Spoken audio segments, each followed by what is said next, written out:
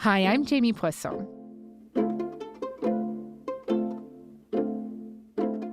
It was nearly a year ago now that Sikh activist and Canadian citizen Hardeep Singh Nijjar was shot dead outside a Gurdwara in Surrey, British Columbia. It happened in really brazen fashion. Surveillance video shows this white sedan rolling up on his pickup truck as he's leaving the parking lot after evening prayers. Two gunmen jump out and rush his vehicle and start shooting. The murder of Mr. Nijjar at the Scott Road Gurdwara was outrageous and it was reprehensible. Those scars will remain in our community for some time. It wasn't too long after the killing that the Prime Minister said this. Canadian security agencies have been actively pursuing credible allegations of a potential link between agents of the government of India and the killing of a Canadian citizen, Hardeep Singh Nijjar. Any involvement of a foreign government in the killing of a Canadian citizen on Canadian soil is an unacceptable violation of our sovereignty. It was an accusation that caused a major cooling of diplomatic relations between Canada and India.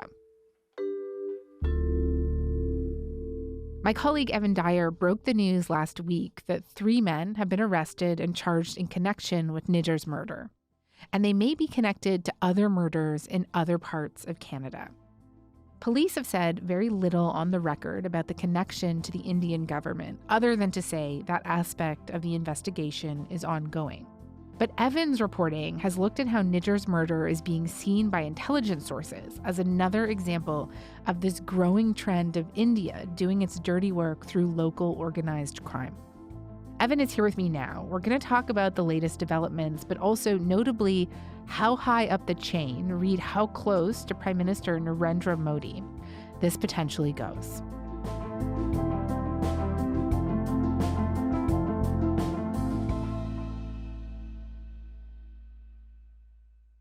Evan, hey, thank you so much for coming on.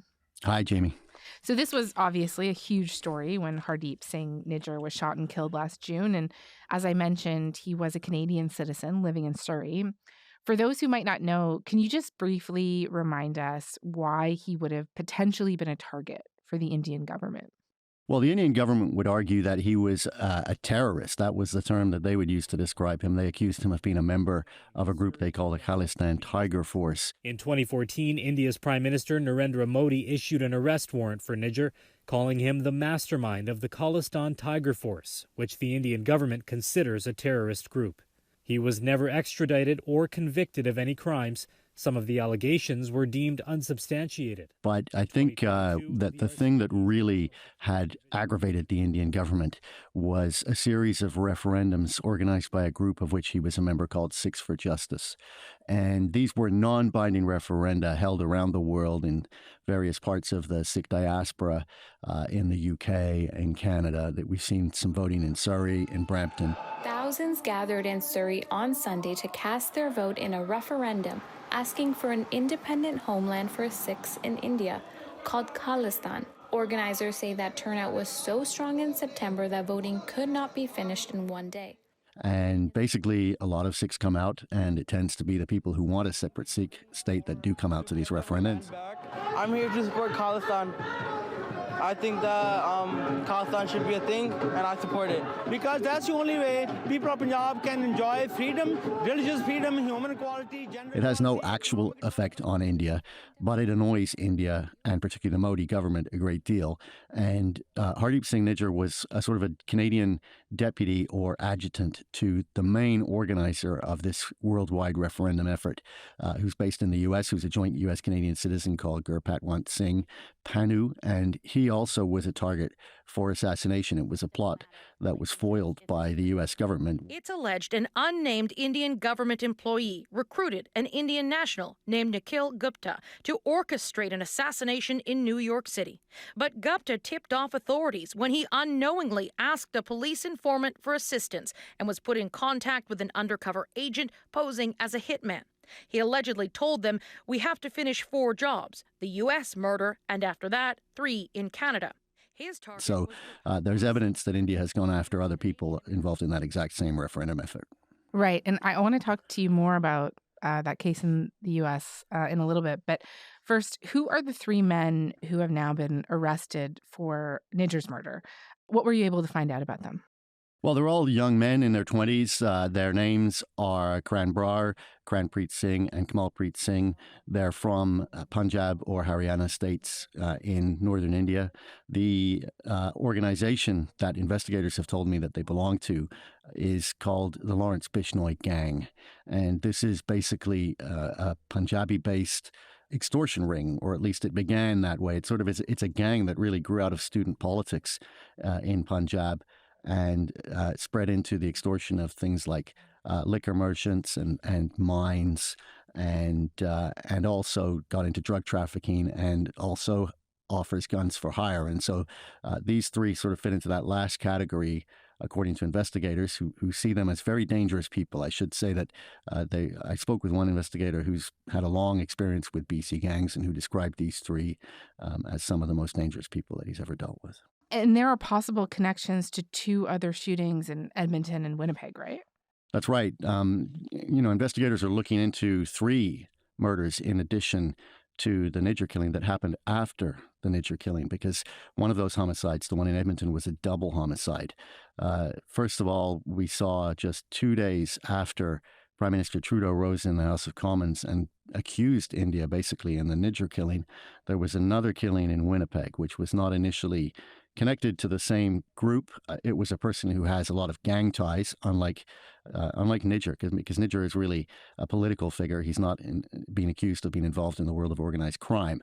Sukhdev Singh Gill, who was killed in Winnipeg on September 20th, was involved in that world. Says some people may have been familiar with Gill, who went by the alias Sukha Dineke because his name was in the media in India. He was allegedly part of the Bambia gang. Gill was accused of arranging money for gang members in India to buy weapons and extortion. But he was also seen as a Khalistani or a Sikh separatist by the government of India, and they had actually published his name in a list published by the National Investigation Agency of India just the day before he died as a wanted terrorist, and they accused him of being part of the Khalistan Tiger Force, that same group that they accused Niger of being part of. 6 weeks after that, another person connected to Punjabi organized crime called Harpreet Uppal was killed in Edmonton, and that was a double homicide because he was in his car, unfortunately, with two children. One of them was his own son, 11 years old, and another boy who was a friend of his son. Edmonton police have released surveillance footage of two suspects wanted in the killing of a father and his 11-year-old son. The shooting happened last Thursday outside a gas station on 50th Street and Ellerslie Road. And police say that killing was not a case of a stray round. That was deliberate. Right. The killing of the child was deliberate. Yeah.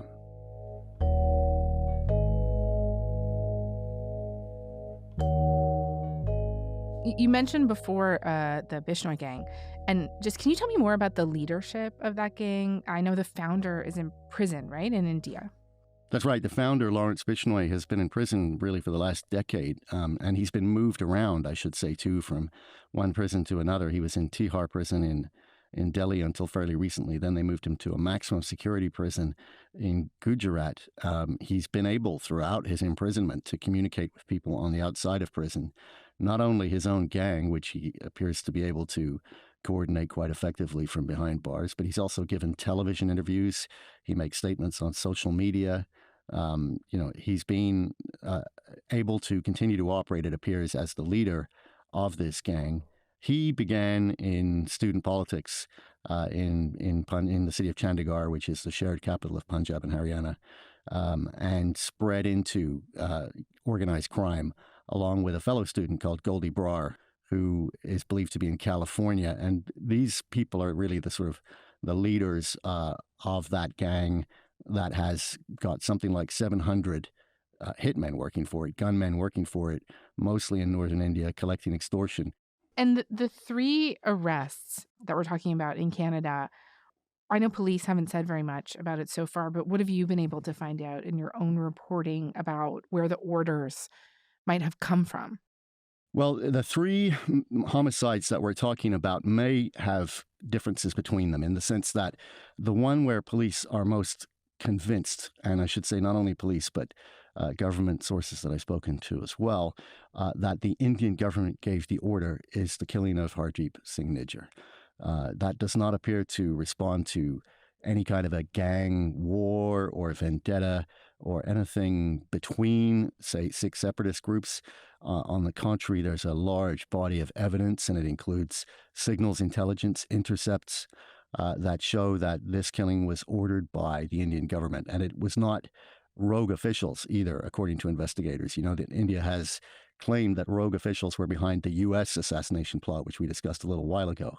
But there's no credibility given to that among Canadian investigators. They say far too many people in the Indian government were involved, and it goes to the highest levels. Right. In the case of the other two murders, however, I mean, it's possible that because they're allegedly using gang hitmen, the gang also has its own business and it has its own enemies. And so those killings, they're less sure they were ordered by the Indian government. It may be that these people are mixing gang business with government of India business. And Sukhdev Singh Gill, although, as I mentioned, the Indian government had listed him just the day before, and therefore there were political reasons for his assassination, there were also gang motives that have nothing to do with politics, because he was an enemy of the Bishnoi gang. They accused him of killing a couple of their allies. So it's harder to nail down the motive in those other two murders.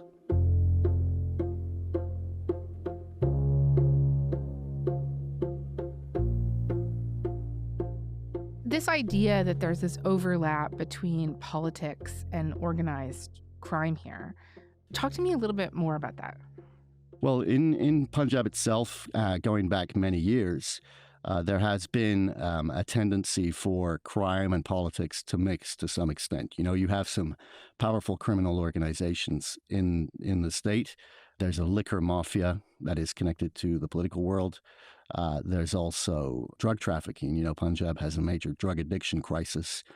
It began with Afghan heroin. It's now spread to pills.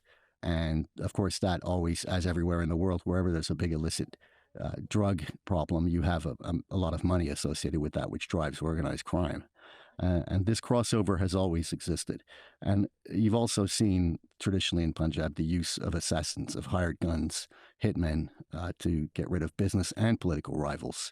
So it's a connection that's existed for a long time in local Punjabi politics, including student politics. That may sound surprising to people here, but it's not unusual in Punjab for student politics to involve assassination. Is it fair for me to say that if you are, the Indian government, theoretically, by going through like a criminal gang to, do your dirty work, it gives you maybe another level of plausible deniability? Yes, certainly. I think we saw that already because on the weekend, right after these arrests, the day after these arrests, Jaishankar, the Indian foreign minister, was able to come out and say, well, what does this have to do with us? This is gangsters killing gangsters. And therefore, it's Canada's fault for having lax immigration policies and allowing these people in. And he even was able to sort of posture and do a bit of I told you so. And he said, we've been warning Canada for years about allowing these kinds of people into their country. And these are the consequences of them doing it. A number of people with organized crime links from Punjab have been made welcome in Canada. We have been telling Canada, saying, look, these are wanted criminals from India. So why should we be afraid this has nothing to do with us? This is their problem over there. And so that is exactly the kind of plausible deniability that presumably India would have been looking for when it chose to go this route and not to expose Indian government agents. I mean, you can imagine if Friday's arrests, instead of being just Indian nationals, were members of some official Indian government body, then that would have looked very different. However, having said that, the Indian government has not covered its tracks very well because while the shooters are indeed allegedly gang members, if you follow up the line, up the chain of command, you quite quickly do get into Indian officials. And just tell me a little bit more about that and about how high up, you mentioned in the case of Nijjar that it goes quite high up the chain. What more do we know about that? And then, I was reading the Washington Post reporting on the case in the U.S. that you were talking about, the hit on Panem, right, in New York. And they said that this was ordered according to sources, by an officer in India's spy agency. And they also suggested that this officer in the spy agency probably had the green light from one of Modi's closest allies, right? And so Right. talk to me a little bit more about that. So if we look at that particular case, the Panun assassination, there are some unnamed co-conspirators in the unsealed indictment who are Indian officials who've since been identified by the Washington Post as an agent of India's spy agency, which is called the Research and Analysis Wing, or RAW, called Yadav. And above him was the then head of the RAW, Samant Goel. And those two people have been identified as individuals who were caught up in the surveillance, the wiretap, or the intercepts around the plot to kill Panun. Goel has since left the Research and Analysis Wing. We understand he no longer heads it. And in the case of that plot, the Indian government, rather than pursuing just flat-out denial, as they have with Canada and the Niger case, I think the evidence in the unsealed indictment made it impossible to do that. And so therefore they claimed that it was a rogue operation after several months of stalling. India has called Canada's allegations absurd, but in stark contrast, isn't rejecting the U.S. claims. India's government says it takes the allegations seriously, and it's already being examined by relevant departments.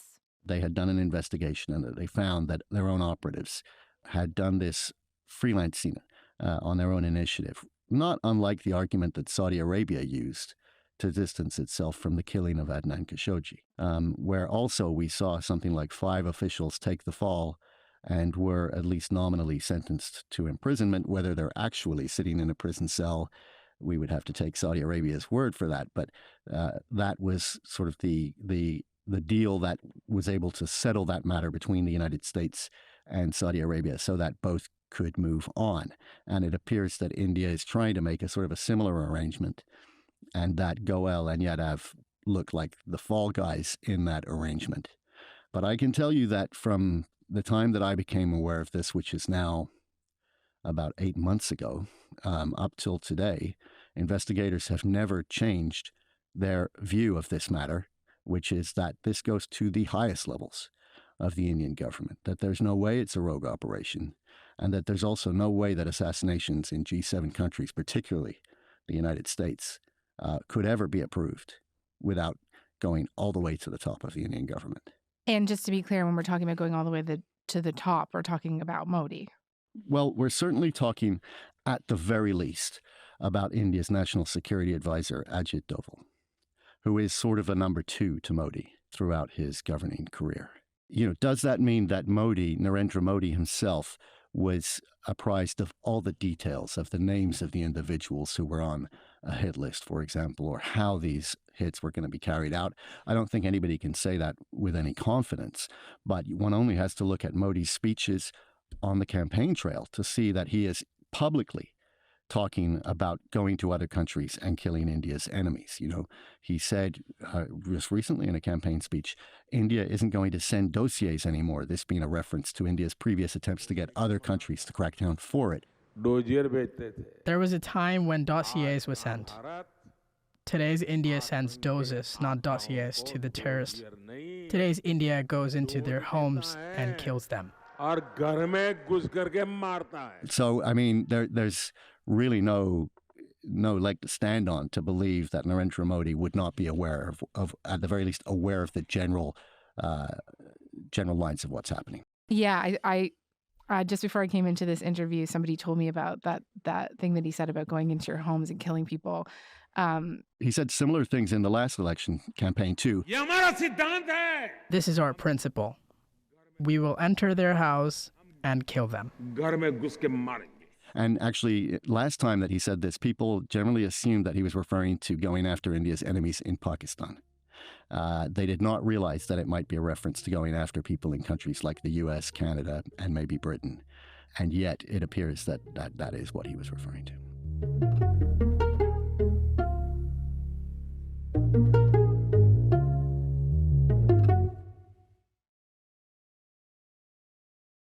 And just to clarify something you said earlier, you said that there is evidence that in the Niger case, this also goes all the way to the top, right? And just do we know what that evidence is at this point specifically?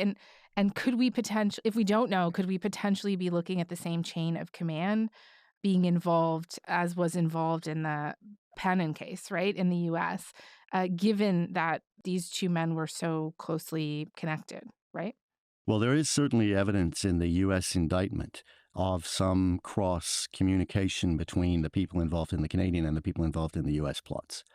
At one point, for example, the go-between between the Indian government and the hitman, who actually turned out to be a confidential informant, talks about one job in the U.S., which we assume refers to Pannon, and 3 jobs in Canada.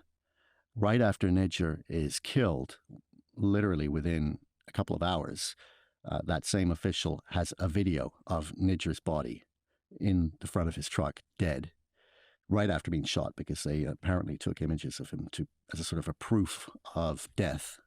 And he sent those to the hitman saying, okay, the Canadian side are doing their job. What about you? Get a move on with your own murder plot.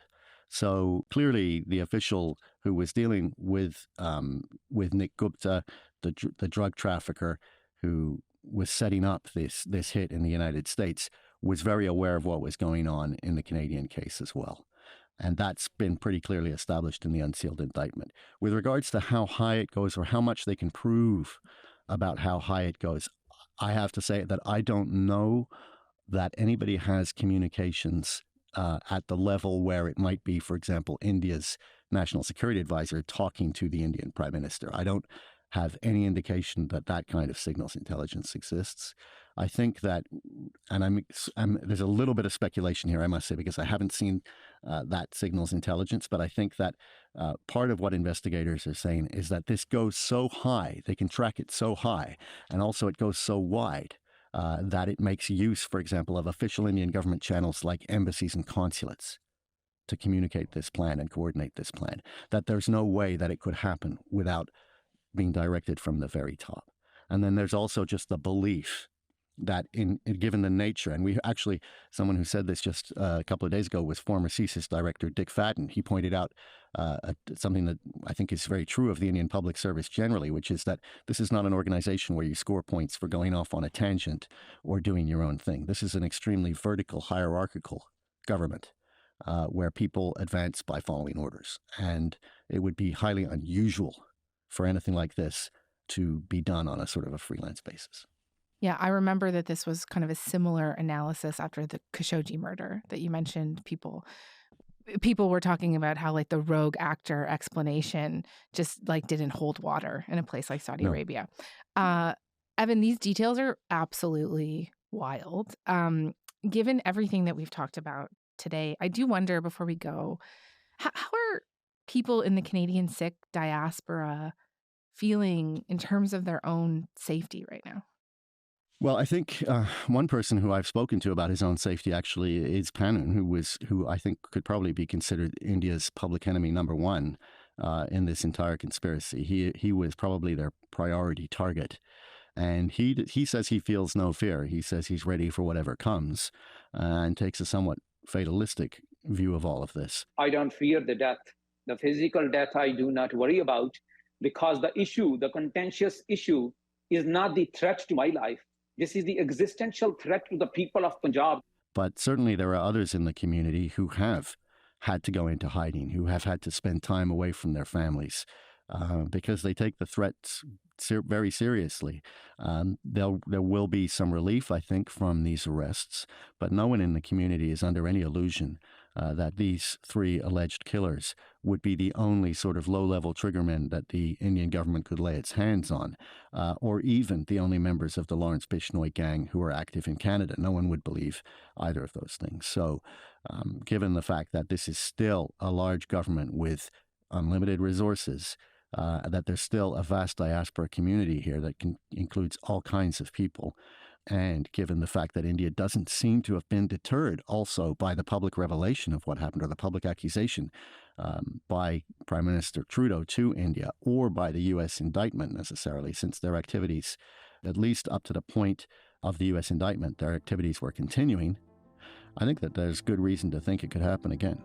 Evan, I want to thank you so much for this. I have been trying my best to keep up on this story, but you just pulled so many threads together for me. So we're really, really appreciative that you took the time. Thank you. Thanks for having me.